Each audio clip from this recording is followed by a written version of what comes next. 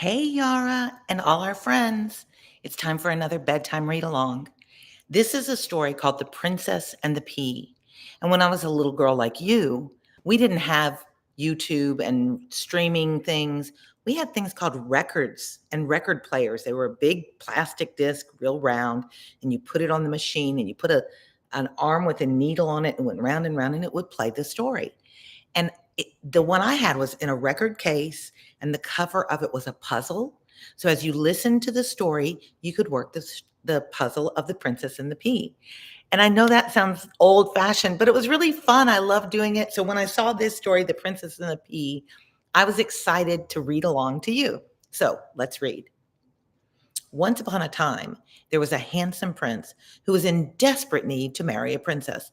All of these stories are about falling in love and getting married, and you know, those are choices. His father, the king, was getting older and wanted his son to have an heir before he died. An heir is a child that takes on the family responsibilities.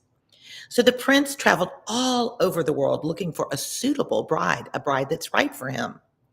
There was only one problem.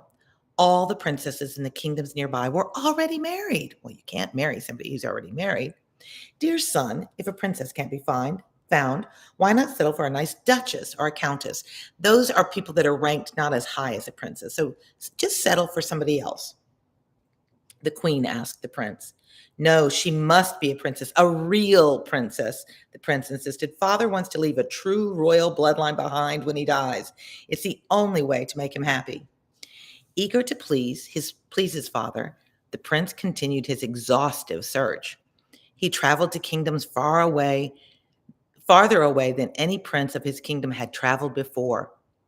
Unfortunately, he always returned to the castle empty-handed. He's pretty picky. I don't think I'll ever find a real princess to wed, the prince said. Father will die thinking I'm a failure. So many times we worry about our parents' approval, and this is another story of that. Don't worry, my son, the queen said. We will find you a princess, I promise. You must be patient. As luck would have it, rumors started circulating through the kingdom that a princess from a faraway land was missing. The queen kept the castle on high alert to look out for such a person, hoping the missing princess would be the key to her husband's and son's happiness. As time went on, the old king became very ill. Fearing his father was in his final days, the prince lost all hope that he would find a princess to marry in time. I have no choice but to marry a duchess, the prince told his mother. I'll meet with the ladies of court tomorrow and select a bride. Naturally, the prince was devastated. So devastated means really sad, really heartbroken. But the queen wasn't quite ready to give up. That night, the kingdom experienced the strongest rainstorm it had endured in decades. A decade is 10 years, so decades means 20 or 30 years. There was a soft knock on the castle door, and a servant answered it. The caller was a beautiful young maiden who was soaked to the bone and shivering in the cold. Please, may I be given shelter for the night? The maiden asked. I've been walking for days and have nowhere to hide from this nasty storm. The servant took pity on the young woman. He felt sorry for her. Of course, my dear. Please come inside where it's dry. Oh, we have pictures. Let's see if they, up. You see the picture?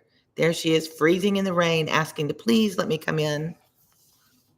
Thank you. I shall never forget this generosity, the maid said. The servant took the maiden into the kitchen and sat her by the fire to get warm. Where are you from, ma'am? He asked. I wish I knew, she said. I'm afraid I've lost my memory. I've been traveling from kingdom to kingdom, hoping to find something familiar, but so far I've found nothing. The servant's heart began to flutter. Could this maiden be the missing princess? He informed the queen of the visitor at once. Interesting, said the queen. She might be the missing princess, but with no memory, there's no way to be certain. The queen thought for a moment and came up with a plan. I know what to do, she said. We'll offer her a bed for the night with 12 mattresses stacked on top of one another and place a pea, a little green pea, under the bottom mattress. If the maiden has trouble sleeping, we'll know she's indeed the missing princess. Only a true princess could feel a small pea under a dozen mattresses because they're so sensitive, right? The servant did just as the queen said. He made a bed with 12 mattresses stacked up and offered it to the maiden. "What a strange bed," the maiden said, "but I'm so tired. I'll take anything I can get." The servant fetched the maiden a ladder so she could climb to the top of the highest mattress. He blew out the candles in her chambers and left her alone to sleep. Now, look, let's count and see if there's really 12. Can you see it? Let me see if I can hold this and count. Let's see. 1, 2, 3, 4, 5, 6, 7, 8, 9, 10. I think that's 10. 1, 2, 3, 4, 5, 6, 7, 8, 9, 10, 11, 12. It is 12. I couldn't see it backwards. There she is with her little night hat on and way up high on the ladder. Would you sleep on a bed like that? The following morning, word of the queen's plan had spread through the castle. All the servants, the queen and the prince, waited anxiously outside the maiden's door to see how she had slept. When the maiden opened the door, she had bags under her eyes and couldn't stop yawning. "Oh, how did you sleep, my dear?" the queen asked. "Not well, I'm afraid," the maiden said. "Thank you so much for your kindness, but I tossed and turned all night." "It's a miracle," the prince said. "We've found the missing princess." The crowd in the hallway burst into cheers and applause. "Hooray! Hooray!" The maiden was confused by the sudden celebration. "Excuse me?" the maiden asked. "What did you say I am?" "I'm sorry you didn't have a restful night, my dear," the queen said. "We hid a pea under your bed. Only a real princess would have been able to feel it." The maiden was delighted to learn she was a princess, and the discovery allowed her to reconnect with her family in the far-off kingdom. The prince and princess were married and had many children before the king passed away. Both had gotten exactly what they were looking for. The prince had finally found a wife. The princess had finally found a life.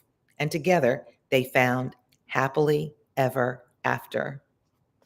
So do you think you would have felt the pee at the bottom of 12 mattresses?